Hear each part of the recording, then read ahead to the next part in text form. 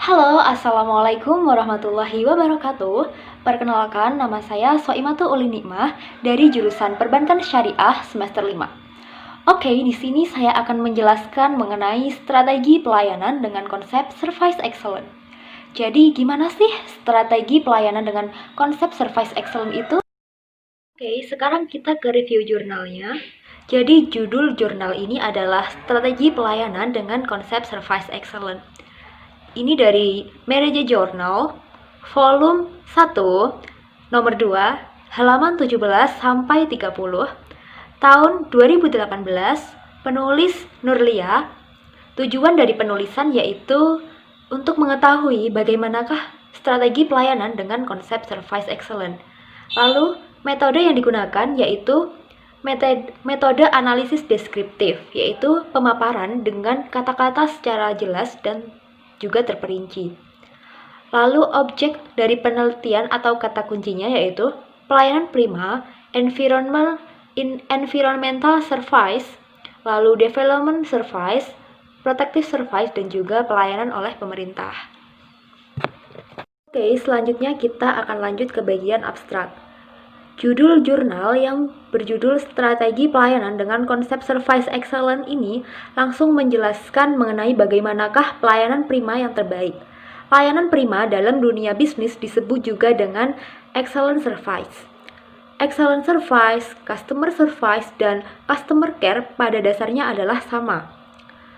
Hanya berbeda pada konsep pendekatannya saja. Namun yang paling penting dalam memberikan pelayanan kepada pelanggan, minimal harus ada 3 hal pokok, yakni peduli pada pelanggan, melayani dengan tindakan terbaik, dan memutuskan pelanggan dengan berorientasi pada standar layanan tertentu.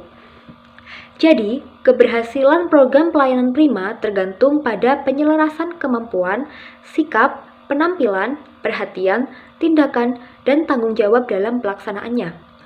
Pelayan prima diharapkan dapat memotivasi pemberi pelayanan lain untuk melakukan tugasnya dengan kompeten dan juga rajin.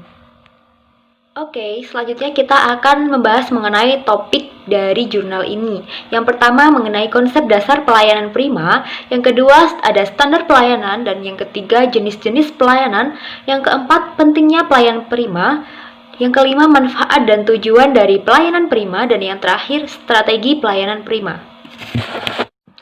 Oke, selanjutnya kita akan membahas mengenai konsep dasar pelayanan prima. Konsep dasar pelayanan prima terdiri dari 5 hal. Yang pertama yaitu kemampuan atau ability. Kemampuan dapat dilakukan untuk menunjang program pelayanan prima atau excellent service. Ini meliputi kemampuan kerja di bidang kerja yang ditekuni, seperti mengembangkan motivasi, melaksanakan komunikasi yang efektif, dan menggunakan humas sebagai alat untuk membina hubungan ke dalam dan keluar perusahaan atau organisasi. Yang kedua yaitu sikap atau attitude. Sikap dapat didefinisikan sebagai perilaku tertentu yang harus ditonjolkan ketika berhadapan dengan seorang pelanggan. Sikap pelayanan yang diharapkan dari para karyawan adalah sikap yang ramah, penuh simpatik, baik, dan memiliki rasa memiliki yang tinggi terhadap perusahaan. Yang ketiga yaitu penampilan atau appearance. Penampilan baik fisik maupun non-fisik yang mampu merefleksikan kredibilitas kepada pelanggan. Yang keempat yaitu perhatian atau attention. Perhatian adalah kepedulian penuh terhadap pelanggan yang berkaitan dengan keinginan pelanggan maupun mampu memahami saran dan juga kritik. Bentuk-bentuk pelayanan berdasarkan konsep perhatian ini meliputi yang pertama, mengucapkan salam pembuka pembicaraan. Misalnya, Assalamualaikum Pak, Bu, selamat pagi, ada yang bisa saya bantu? Seperti itu ya contohnya. Yang kedua, melayani pelanggan dengan cepat, ramah, dan juga tepat. Yang ketiga, menanyakan apa saja keinginan pelanggan. Yang keempat, menempatkan kepentingan pelanggan pada nomor urut 1. Dan yang terakhir, mendengarkan dan memahami keinginan pelanggan. Oke, lanjut ke konsep yang kelima yaitu bertanggung jawab atau accountability. Yaitu sikap keberpihakan kepada pelanggan sebagai bentuk kepedulian untuk meminimalkan ketidakpuasan pelanggan. Selanjutnya kita akan membahas mengenai standar pelayanan. Standar pelayanan merupakan ukuran yang telah ditentukan sebagai suatu pembakuan pelayanan yang baik. Standar pelayanan mengandung baku mutu pelayanan. Dalam teori pelayanan publik, pelayanan prima dapat diwujudkan jika ada standar pelayanan melalui standar minimal atau SPM. Apa sih SPM itu? Jadi, SPM adalah tolak ukur yang dipergunakan sebagai pedoman penyelenggaraan pelayanan dan acuan penilaian kualitas pelayanan sebagai komitmen atau janji dari penyelenggara negara kepada masyarakat untuk memberikan pelayanan yang berkualitas. Standar pelayanan. Standar pelayanan ini setidak-tidaknya berisi tentang dasar hukum, persyaratan, prosedur pelayanan, waktu penyelesaian, biaya pelayanan, produk pelayanan, sarana dan prasarana, kompetisi, petugas, pemberi pelayanan, dan masih banyak lagi. Oke, selanjutnya kita ke jenis-jenis pelayanan. Jenis-jenis pelayanan dibagi menjadi 3. Yang pertama, core service. Yang kedua, facilitating service. Dan yang terakhir, supporting service. Oke, yang pertama yaitu core service.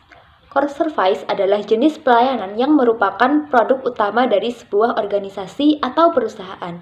Misalnya, hotel atau perusahaan penerbangan yang menawarkan jasa sebagai produk usahanya. Yang kedua yaitu facilitating service, yaitu jenis pelayanan yang fasilitas pelayanannya tambahan kepada pelanggan.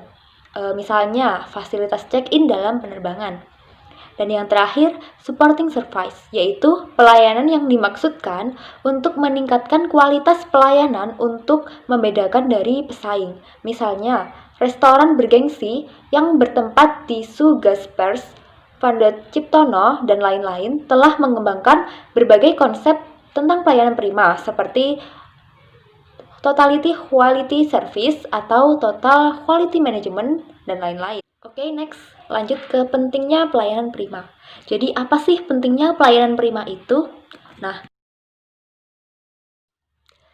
Jadi, pelanggan internal adalah orang-orang yang terlibat dalam proses produksi barang atau jasa yang ditawarkan oleh perusahaan. Seperti semboyan para pelaku bisnis yang menyatakan bahwa bila pegawai tidak terpuaskan, Anda tidak akan mempunyai pelanggan yang terpuaskan.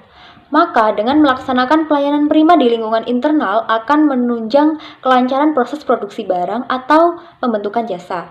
Nah, keberhasilan kepembudayaan pelayanan prima di lingkungan internal akan menjadi tonggak dasar dari dalam mewujudkan pelayanan prima di lingkungan eksternal. Oke, yang kedua yaitu pelayanan prima bagi pelanggan eksternal.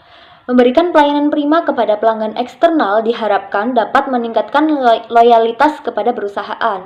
Begitu juga dengan pelayanan prima di organisasi non-komersial dan instansi pemerintahan.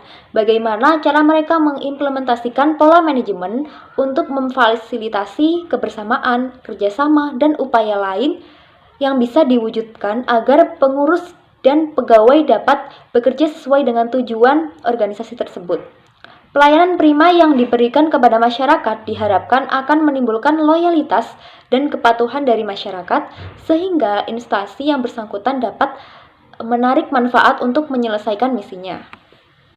Oke, selanjutnya kita ke tujuan dan manfaat dari pelayanan prima. Tujuan pelayanan prima adalah memberikan pelayanan yang dapat memenuhi dan memuaskan pelanggan atau masyarakat, serta memberikan fokus pelayanan kepada pelanggan.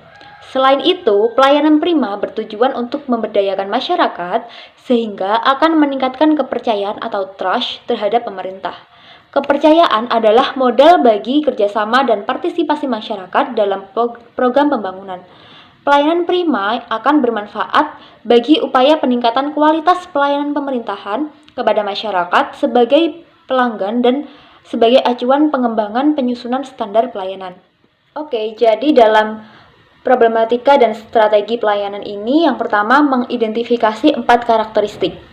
Jadi perlu beberapa strategi dalam menghadapi 4 karakteristik tersebut. Apa sih? Yang pertama, yaitu tidak terwujud. Yang kedua, heterogenitas. Dan yang ketiga, keterkaitan. Dan yang terakhir, tidak tahan lama. Yang kedua yaitu intensitas persaingan berskala global menurut pergeseran dasar dalam dunia bisnis.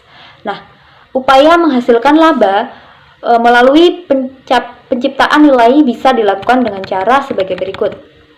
Yang pertama, meningkatkan perolehan pelanggan. Yang kedua, memperkerjakan karyawan dengan lebih baik.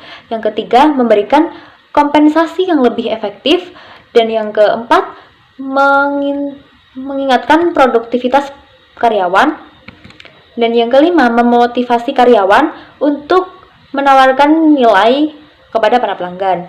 Dan yang terakhir, membangun investasi dan struktur kepemilikan yang lebih baik. Oke, yang kedua yaitu perilaku yang mencerminkan pelayanan prima. Jadi ada 3 hal perilaku yang mencerminkan pelayanan prima. Yang pertama yaitu harus mengetahui visi, yang kedua harus mengetahui misi, dan yang terakhir harus mengetahui tujuan dari perusahaan tersebut. Oke, jadi itu tadi penjelasan dari saya mengenai strategi pelayanan dengan konsep Service Excellence. Semoga penjelasan ini dapat memberikan manfaat bagi semuanya. Sekian dari saya. Wassalamualaikum warahmatullahi wabarakatuh.